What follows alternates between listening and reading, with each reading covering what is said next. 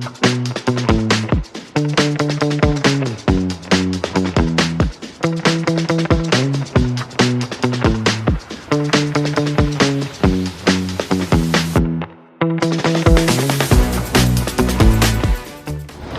is for the carb. So this is what comes in the rebuild. You got your seals, you got your crush washer there. It's not a part of the seal. The crush washer is just in there. But and the bearing and the 2 gaskets. So, I'm gonna pop this circlip off, get that gear out. We got a nut on this side for the impeller. Then we're going to pull that shaft out, pull the bearing out, replace the seals and bearing. So here's that order of the water pump. So that seal's on the inside there. I got to take the other bearing out of the other side to get that seal out there, I believe. But that seal's there. So the bearings there. Shaft looks good, just got to clean it up, some Scotch-Brite, there's that, and there's a little washer underneath that impeller, so that sits down on top of the shaft. This is facing out, so you pull this shaft, then that seal comes out this way also.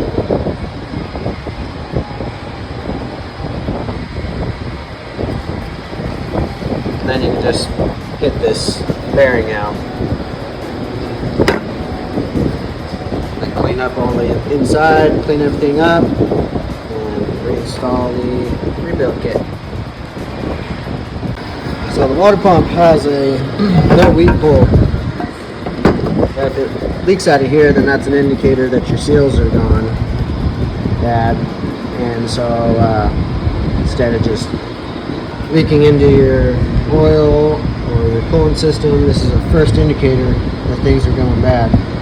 So you can see that it's right there. So the bearings sitting right here on this lip here. So we got the bearing sitting here, and then we got those seals sitting in this space here. And so if those seals are going bad, and it's going to leak out here, I got to blow this through, clear that port out. So we want that indicator circuit to be working. So that's the weep hole there. So if it's leaking coolant out of there, then you need to rebuild your water pump. So you see, after that first seal sits down on top of the bearing's going to be pressed in until it stops on that lip, and it happens to be flush with the case there. So you got that bearing there. And these 2 seals, see that seal's got these lips on them, so that this seal is going to go down until it hits on those lips, so it's not going to be closing down on that clearance between the 2 seals. So it's going to leave a little gap there because of these tabs, so that if any oil is coming in through this way, or if there's any coolant coming in this way through either one of these seals, this middle passage here will be your indicator, because whatever is leaking past a seal has to go through this area here, and so it's also going to go out that weep hole there. We'll just clear it out, and it's going to show you either oil or coolant right there at that weep hole. So that's your indicator if your pump needs to be refilled. Well, this one was clogged, so it's not always a for sure thing. This passage here was clogged, so it would just leak through it and not show us. I took a pick going in that hole, and then I was able to blow compressed air through it. But that's how your water pump indicator works. And on the piston here, this one's only got the compression ring and the oiler rings. So it's oiler's made up of 3 pieces there. So you want all your gaps to be staggered. You never want any gaps to be lined up, or close for that matter, because they get twisted when you're installing and they might move close together. So just spread out your gaps. And the arrow typically always goes towards the exhaust, at least on motorcycles or dirt bikes, off-road. But mostly everything. I never see any arrows pointing towards an intake. It's always, if there is an arrow, it's usually always pointing to, they want you to aim it towards the exhaust side. So, of course, your valves are different sizes. Exhausts are always smaller than intakes. So you can see larger intakes grooves for the valves, smaller exhausts. So it's another indicator. And then when doing the circlips, I always want to, I'm going to put this on the bike there. So I got my circlip on the opposite side that I want to work on. I want to install it through this side. Just gives me more room away from the cam chain tension or cam chain area. So it's nice and open on this side. So I just want to form authority. And when installing the clip, there's a trick to it. First, there's that gap there. You see there? So you never want your gap on the circlip to be open with that gap. You always want it to overlap.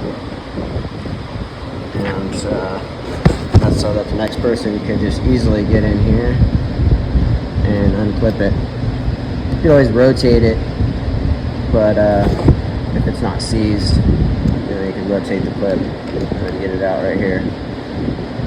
But without that lip, it's nearly impossible to try and get into the groove there. So, but also this also helps for installing too. Wish I had a cameraman here or set up my pod, my stand. But anyways, when installing, I'll put the clip in through this side over here, and I'll have this side where my fingers are, I'll have that inside of the groove already. And then I'll be holding it down like so, and then I'll use my pick and I'll get in that groove there, and that gives me a lot better leverage to put the clip in through that way. It's always a nice view with the new cylinder and piston. So shiny. Love it. Sorry I missed that cylinder install, but I guarantee you there's 100 more videos out there showing you how to do that. I do want to just point out that I like these KTMs. They always have a lock pin. Sometimes like on the 525 it's over here, going up through the crank that way. On this 450 here, it's going in through here, and you can see the crank slot right there. As soon as you get the piston up top dead, or the rod, then you can see the slot through there. The bigger bolt out of all these are 8mm, and then that one's a 10. Oh no, it is an 8, but anyway, these ones are smaller obviously, and this is a big guy, long, very long to go into the crank there. And then it's held up. You take when the cover is on,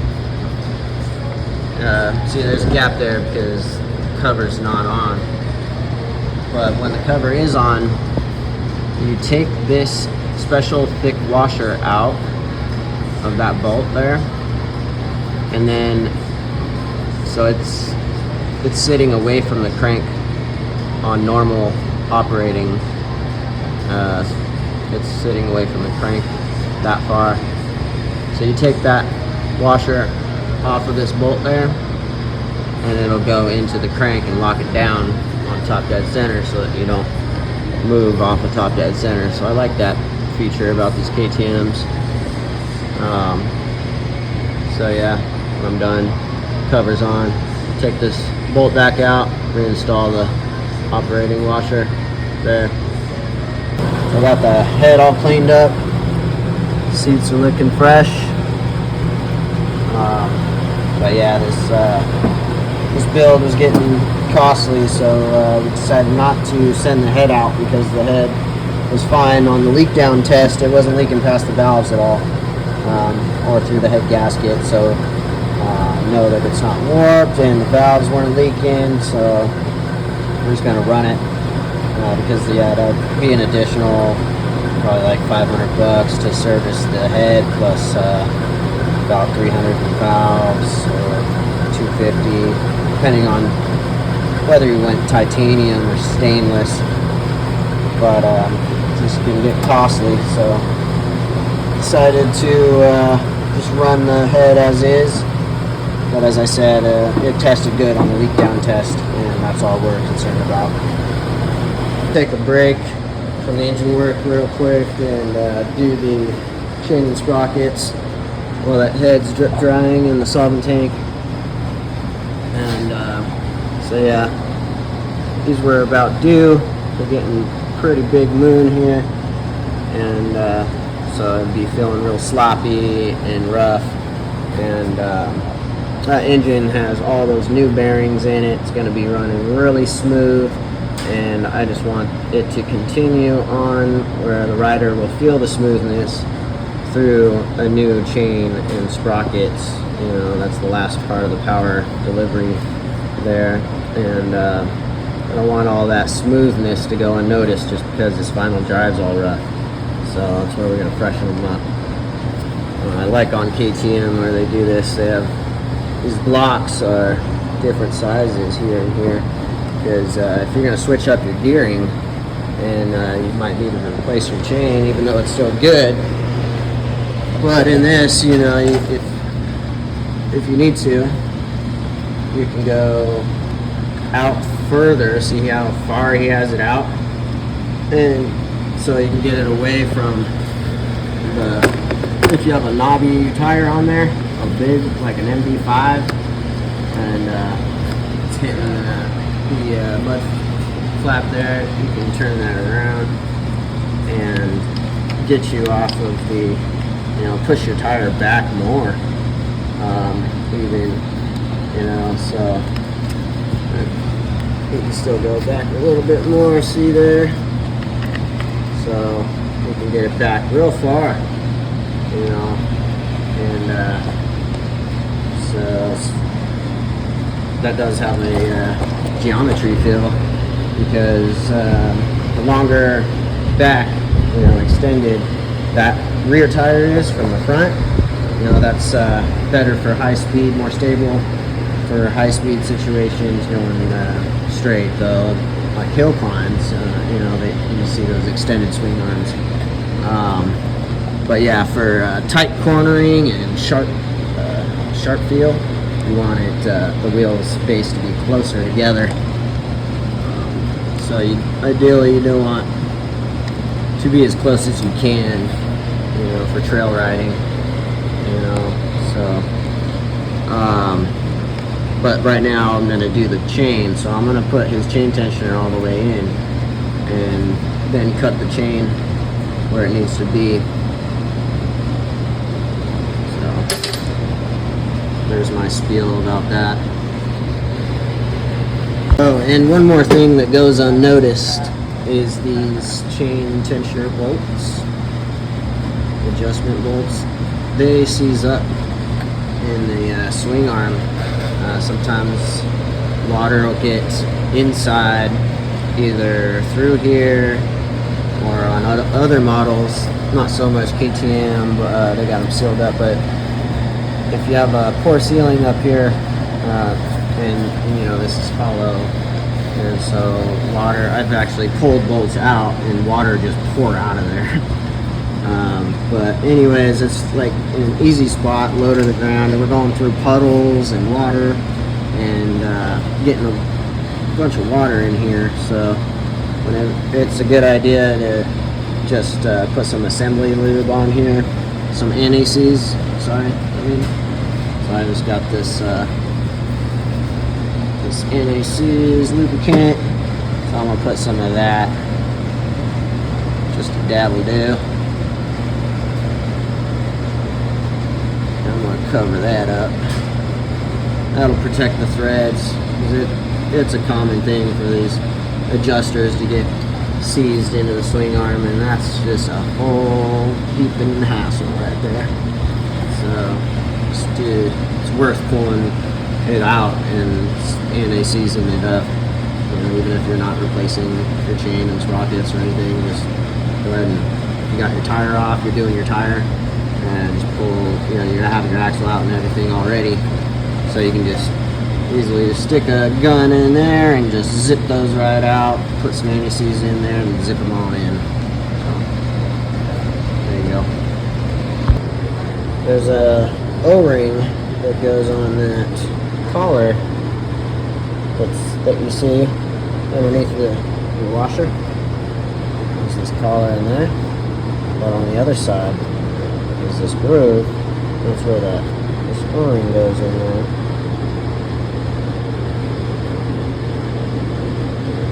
So I got a little bit of grease on there to help it stick.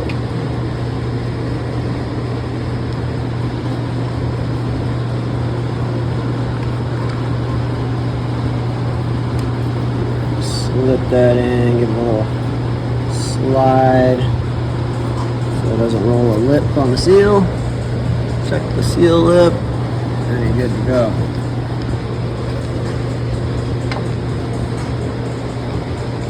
And I got this block. I decided to put the block up forward, and so the adjusters are all the way in. That way, because we got plenty of space here, so that way if you want to go in more, you can flip that around. If you want to go out, you got full adjustability and adjustments there. And I just noticed that that's a hairline crack right there.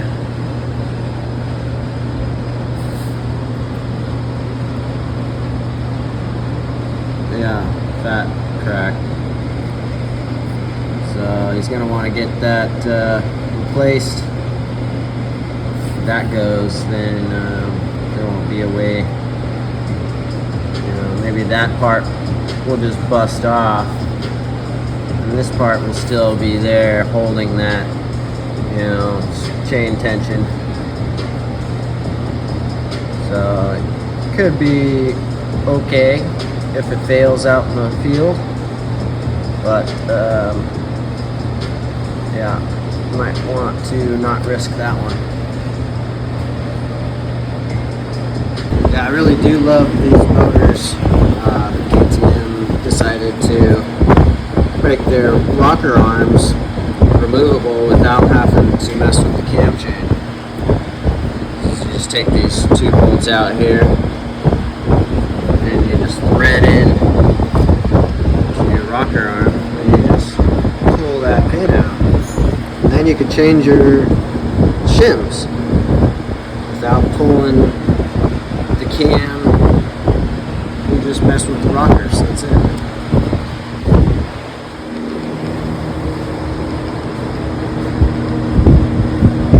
And since we have our piston all the way top dead center with that lock pin, we just line up our dot on our sprocket with this dot there, and that's when you know your cam is timed. The lobes are off of the rockers, and so now I'm going to torque my bolts down, and I'm going to check my valve clearance, and as long as we're good, then that's it. But if they need adjustment, it's super easy. Just pull the rocker and replace the shims. No need to mess with the cam chain, tensioner, or cam, or anything.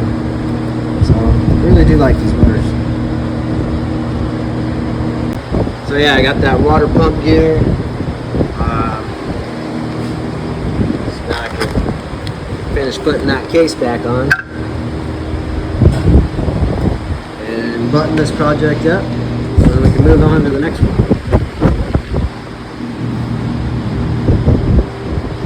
This is a good example to show how tight to torque your cam chain adjuster. So you can watch this arm.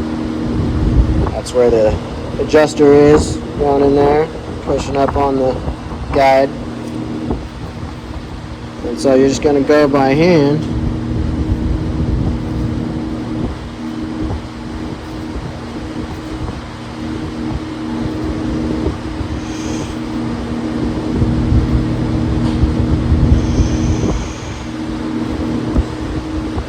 So you can't no more, and it's already tight enough, you know. So just to give it a little insurance, I just go one more turn. So that's half.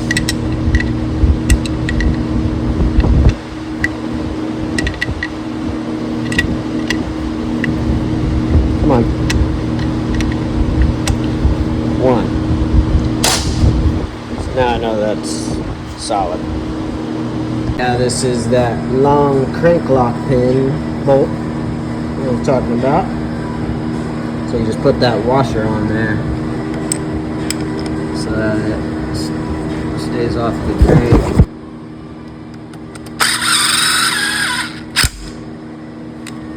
Well, I'm gonna add some oil after I put in the oil filters and make sure that the oil pump is pumping all the way up to here and squirting the oil out. So I'm going to leave my spark plug out, and I have carburetor in, clean air filter so that nothing gets sucked in, and I don't need to do anything with the coolant right now. Just get my oil filters in, put some oil in, and crank her. So yeah, on this motor it's got separate engine oil. Here's the window to check where the engine oil should be. It's a little full right now, but it's going to run through and fill up the oil filter, and then I'll top it off afterwards. But and then this is where the gear oil goes, and that's that check bolt. So there's the gear oil level check. 3/4 of a quart, check it. I like to use Motor X gear oil, and then 4T for the engine oil. So unfortunately it's, oh, now it works. Alright, that start button did not work a second ago.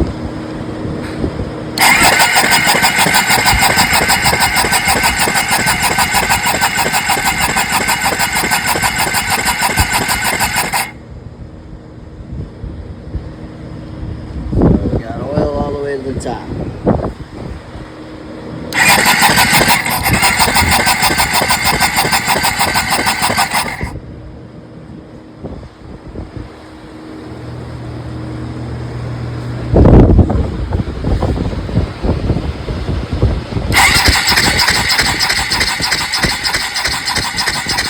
There it is. Waiting for that.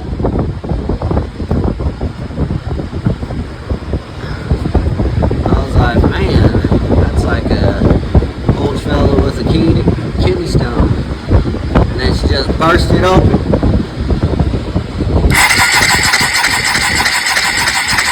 There we go, nice.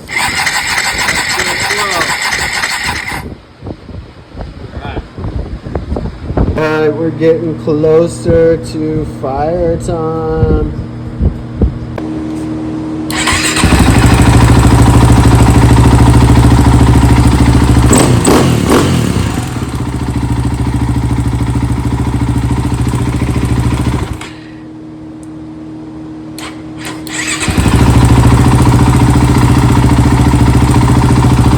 Alright, the test ride went great, so now I'm just gonna do the forks and then he's all set. And a customer can come pick it up. He's ready. So first step is you can release your air and count your clickers. I got 25 out of 36, so I'm gonna go all the way, count the clicks all the way in, so it's 26 in. That way I know where it was, and then I just wanted to count the total number of clicks while I get it at its loosest setting, so turning it all the way out. So it's that's how I came up with 25 clicks out of a total of 36. It's fully soft. And then the preload, also fully soft. That's at 3. There's a little dot right there, so you can count the rotations. I'm going counterclockwise. That's going to make it as soft as possible, easiest to disassemble at that point. And this does take a special wrench to get off. I just used my snap ring pliers, and but now I'm going to bust this nut right there loose, hold the snap ring pliers, and take this cap off of the damper rod, and then take my internals out, spring, everything, and empty out my fluid, get the solvent tank, clean it up, put some new bushings on, new seals. Kit we got, all balls. Yeah, I'm not going to do much of a video on these forks, but you can see this is how that goes.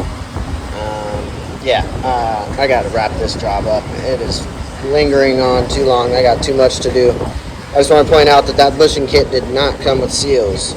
So luckily I had these in stock, and this is the kit for the seals. Dust seals, oil seals. Alright. But I do want to take this out. You don't have to service the bushings and seals, but I do have all the other O-rings and for this guy, and I've put these together before. First of all, if it's older than, if the bushings are worn, here's the old ones.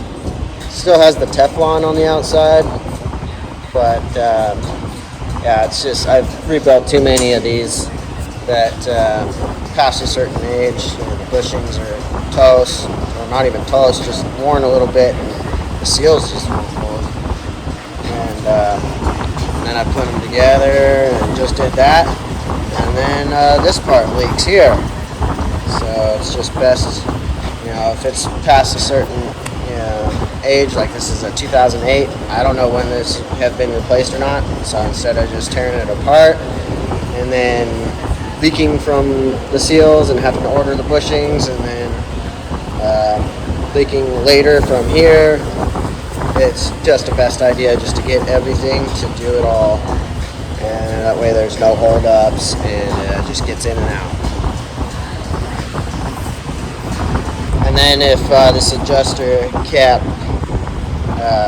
compression stack, whatever you want to call it, if this is just spinning, then you're going to have to hold it on the inside, not just that. You have to put your spring up in there,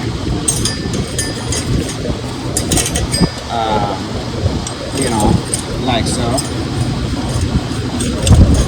and then put pressure on that, preload it so that that'll screw down. These are the O-rings and press washer. Press washer goes here on the outside, then O-ring, and then another O-ring in this groove here. And these are the old ones in that order. And so I'll be replacing them. It also comes with O-ring for the rebound cap, so I'll be replacing that one. And it comes with the snap rings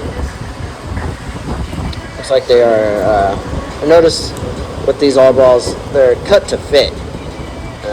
Because, you know, to see how they overlap like that, obviously that's not going to fit in your fork leg like that. So you cut them, and they'll be more like looking like that, you know. So don't cut too much.